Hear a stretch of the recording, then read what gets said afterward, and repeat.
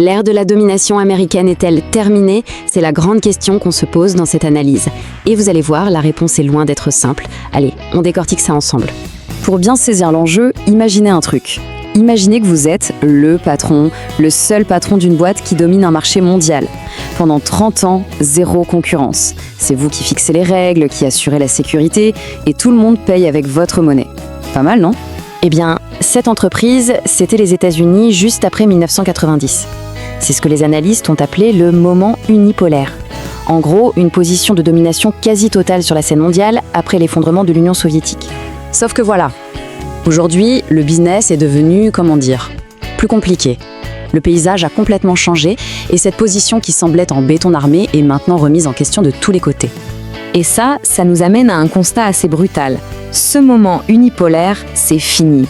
L'influence américaine, surtout dans la zone Asie-Pacifique, n'est plus du tout une évidence. C'est même devenu un vrai champ de bataille. En fait, la nouvelle réalité, c'est un double défi. D'un côté, un défi qui vient de l'extérieur, la Chine, qui a clairement décidé de ne plus jouer profil bas. Sa modernisation militaire est fulgurante. Et de l'autre, un défi interne. L'ordre mondial que les États-Unis ont eux-mêmes construit semble se fissurer de l'intérieur.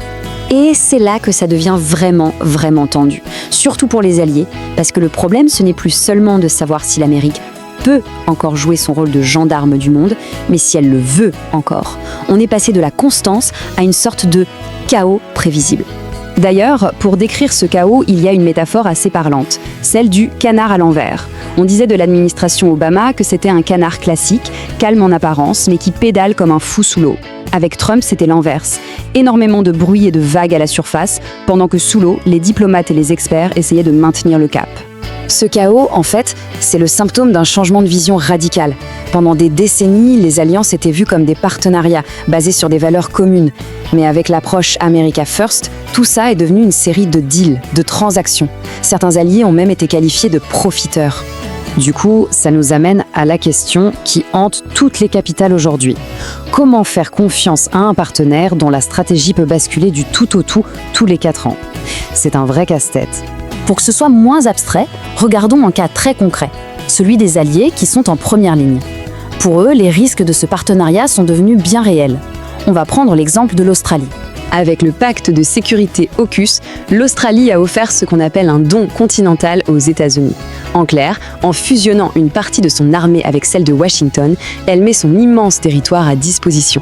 Par exemple, pour accueillir des bombardiers américains B-52. Évidemment, ce n'est pas sans risque. Si un conflit éclatait entre les USA et la Chine, ces bases en Australie deviendraient des cibles de choix. Alors la question c'est, est-ce que cette menace est vraiment sérieuse? Pour y répondre, un seul chiffre suffit, 370. C'est le nombre de navires que possède la marine chinoise. C'est tout simplement la plus grande flotte militaire du monde aujourd'hui. Ce chiffre, à lui seul, il raconte un basculement de pouvoir qu'on n'aurait jamais imaginé il y a 20 ans. La conséquence, elle est très directe. La supériorité navale américaine n'est plus une évidence. Les bases américaines, ultra stratégiques, comme à Guam ou au Japon, sont maintenant à portée de tir des fameux missiles chinois tueurs de porte-avions. Ok, le constat est posé. C'est un peu sombre. Alors, quelle est la porte de sortie? Beaucoup d'analystes s'accordent sur une chose, la puissance à l'étranger, ça commence par la force à la maison. Il faut revoir complètement le mode d'emploi. L'idée, c'est que pour rivaliser avec la Chine sur le long terme, Washington doit d'abord réinvestir massivement chez soi. Ça veut dire quoi? Remettre le paquet sur l'éducation, reconstruire les infrastructures qui tombent en ruine et surtout maîtriser les technologies d'avenir comme les semi-conducteurs. Et au niveau de la stratégie pure, il y a une vieille idée qui revient en force, celle des situations de force. C'est assez simple en fait. Au lieu de vouloir être partout ou tout le temps, ce qui est épuisant, il faut se concentrer là où on est fort, comme avec les alliés japonais et sud-coréens. Et en même temps, accepter avec pragmatisme qu'on ne peut plus dominer partout, comme en mer de Chine méridionale, qui devient de facto une zone d'influence chinoise. Tout ça, ça dessine en fait les contours d'un nouvel ordre mondial. Un ordre qui serait fondé bien plus sur le partenariat que sur la domination pure et simple. Ici, le but du jeu ne serait plus d'obtenir une victoire totale sur l'adversaire. Ce serait plutôt une sorte de trêve idéologique. Pourquoi?